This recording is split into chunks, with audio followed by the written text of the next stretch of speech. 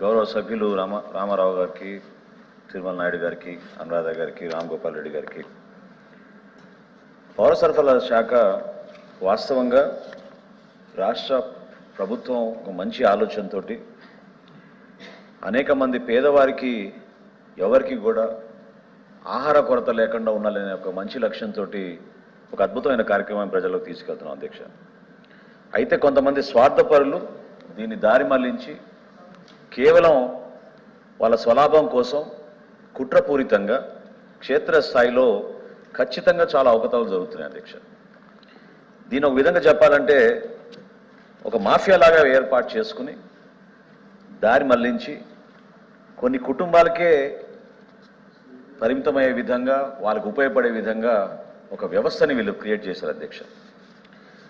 So అనేక సందర్భాల్లో క్షేత్రస్థాయిలో మా తహసీల్దార్లు, డిప్యూటీ తహసీల్దార్లు చిన్న చిన్న దాడులు చేసినా కూడా కాకినాడ ఒక్క పర్యటనలోనే 52,000 లక్షల మెట్రిక్ టన్నులు అందులో పీడిఎస్ రైస్ సరఫరా చేస్తున్న సుమారు 24,000 మెట్రిక్ టన్నులు మేము 2 రోజుల వ్యవధిలోనే అక్కడ సీజ్ చేసాం అధ్యక్ష.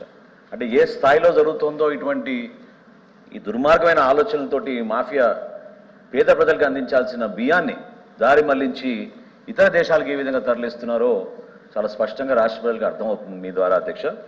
ఎక్కడ చూసినా కూడా వీళ్ళు ఒక వ్యవస్థను ఏర్పాటు చేసుకుని సుమారు 6-7 జిల్లాల నుంచి వీళ్ళు ఈ బియ్యాన్ని దారి మళ్లించే ఒక వ్యవస్థను ఏర్పాటు చేసుకుని చాలా అన్యాయంగా ప్రజల్లోకి తీసుకెళ్లారు అధ్యక్ష. ఖచ్చితంగా మేము దీనిపైన సమగ్రంగా మేము విచారం జరుపుతున్నాం.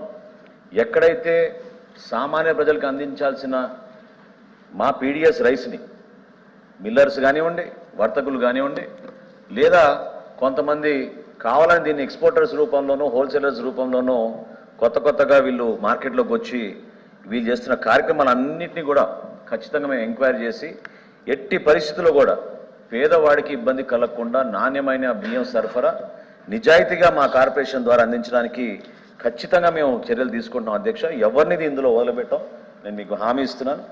ఎట్టి పరిస్థితుల్లో కూడా ఎవరైతే ఇందులో పాత్రదారులు, సూత్రధారులు ఉన్నారో ఎవరైనా సరే వాళ్ళని మాత్రం వదిలిపెట్టే ప్రసక్తే లేదు అధ్యక్ష.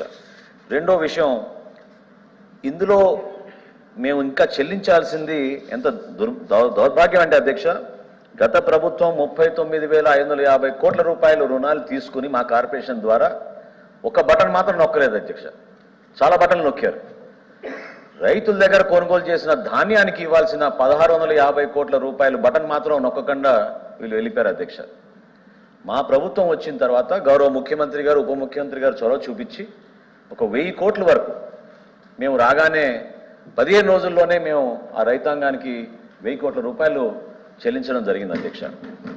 రాబోయే రోజుల్లో ఇంకా మిగిలిన 650 కోట్ల రూపాయలు కూడా ఖచ్చితంగా మేము రైతాంగాన్ని ఆదుకునే విధంగా మేము ఆ చర్యలు తీసుకుంటాం అధ్యక్ష. ఎవరిని కూడా వారికి ఇబ్బంది కలగకుండా, అంటే మొన్న మేము ఇచ్చిన 1,000 కోట్లు 49,367 రైతులకి మేము అందించగలిగాం అధ్యక్ష. ఇంకొక 600 కోట్లు బాకీ ఉన్నాం. అది సుమారు 97,485 రైతులు, ఎక్కువగా తూర్పుగోదావరి జిల్లా, పశ్చిమ గోదావరి జిల్లా, కొంతవరకు బాపట్ల జిల్లా నుంచి రైతులు ఈ నిధుల కోసం ఎదురు చూస్తున్నారు. తప్పకుండా రాబోయే రోజుల్లో దాన్ని మేము డెఫినెట్గా వాళ్ళకి అందించే విధంగా మేము చేస్తాం అధ్యక్ష.